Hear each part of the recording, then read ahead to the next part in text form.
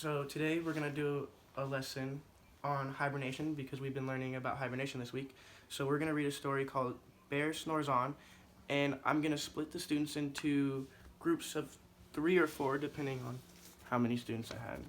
And each group is going to get a card with the question that they need to look for as I read the story. So one question is, how do you relate to this book? How was the problem resolved in the story? What was the problem in the story? What was the setting of the story? How do you feel the story makes you feel? Unknown and new vocabulary that you learned through the story. And what was the sequence of the story? And who was the main character? So now I'm going to start reading. So in your groups, you guys need to make sure that you're listening and paying attention to the questions that I have given you. Okay, Bear Snores On. In a cave in the woods, in the deep dark lair, through the long cold winter, sleeps a great brown bear. Cuddled in a heap, with his eyes shut tight, he sleeps through the day, he sleeps through the night. The cold winds howl, and the night sound growl, but the bear snores on. Itty bitty mouse, pitter pat, tiptoe, creep crawls in the cave from the fluffy snow. Mouse squeaks, too damp, too dark, too dark. So he lights wee twigs with a small hot spark. The kernels pop, pip pop, and the wind doesn't stop, but the bear snores on. 2 glowing eyes sneak peek in the den. Mouse cries, "Who's there?" And a hare pops in. "Ho, Mouse," says Hare, "how long time no see." So they pop white corn and they brew black tea. Mouse sips with a wee slurp. Hare burps big burps, but the bear snores on. A badger scuttles by, sniff snuff at the air. "I smell yummy yums. Perhaps we can share." A bright honey nut badger says with a grin, "Let's divvy them up, cozy down and dig in." And they nibble and they munch, a chew, a chomp, a crunch, but the bear snores on. A gopher and a mole tunneled up through the floor. Then a wern and a raven flutter in through the door. Mole mutters, "What a night, what a storm." Twitters warn, and everybody clutters in a great bear's den. They tweet and they twitter, they chat and they chitter, but the bear snores on. In a cave in the woods, a slumbering bear sleeps through the party in his very own lair.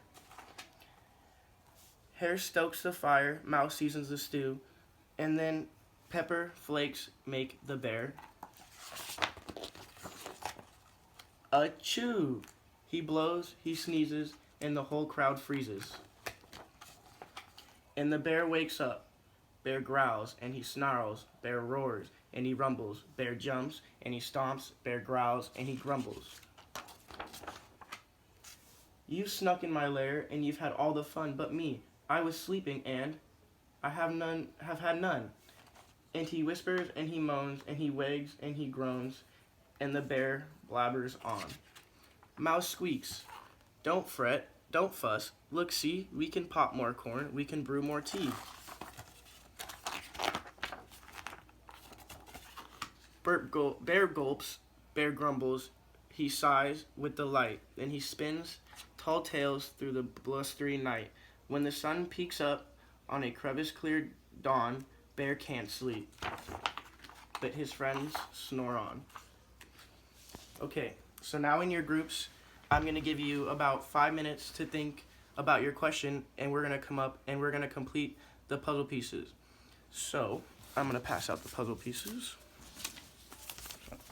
There you go. Okay.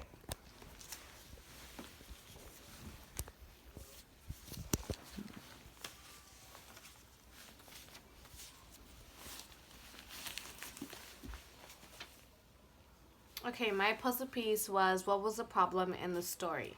So in the story, the problem was that the bear was sleeping throughout the whole time the friends were eating, and when the bear woke up, he was upset because everyone had been in his cave and he didn't enjoy any of it. Okay, so now can your group go up and look at the cover of the book, and can you try to put your puzzle piece up on the tile up here where you believe your puzzle piece would go? Right here. My group had, how did you relate to this book? We related to this book because sometimes when my siblings are playing and I'm sleeping and I wake up, I get really upset because they were having fun without me.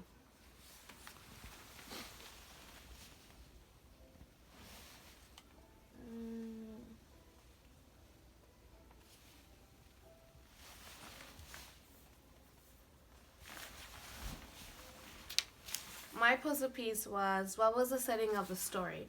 The setting of the story was in the cave, but they were also out in the snow.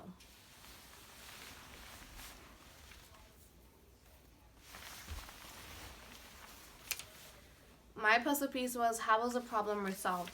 The problem was resolved when the mouse told the bear that they could make more tea, and they ended up drinking tea together.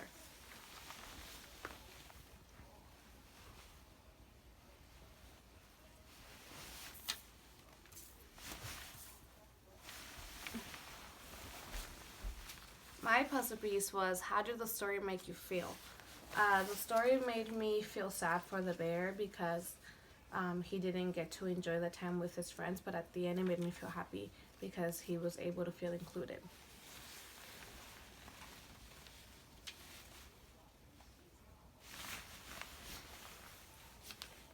My puzzle piece was, what was unknown or new vocabulary? Vocabulary that I didn't know was glowing. What does glowing mean? Glowing is like a bright light or something that is glowing. Like when you look at your dog's eyes in the dark and you can see how they're glowing in the night. That's what glowing is. Okay.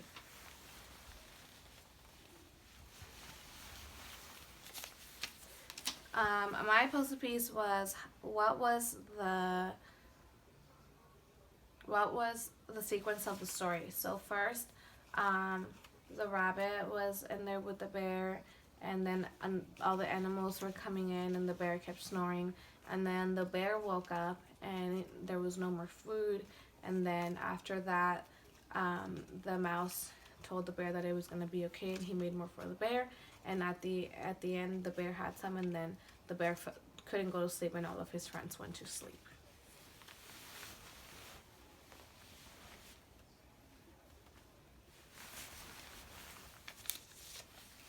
My puzzle piece was, who was the main character? The main character of the story was the bear.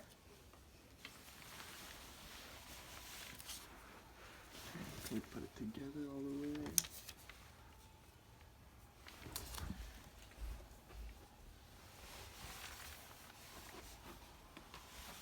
Okay, good. Now that we've read the story and we've got a little bit to learn about hibernation, this is just a good way to make sure your students understand what is actually going on with the story and make sure that all your students are paying attention. Even if some kids aren't able to understand or answer the questions, they're in a group, so they'll be able to work with students and their partners if they do need help.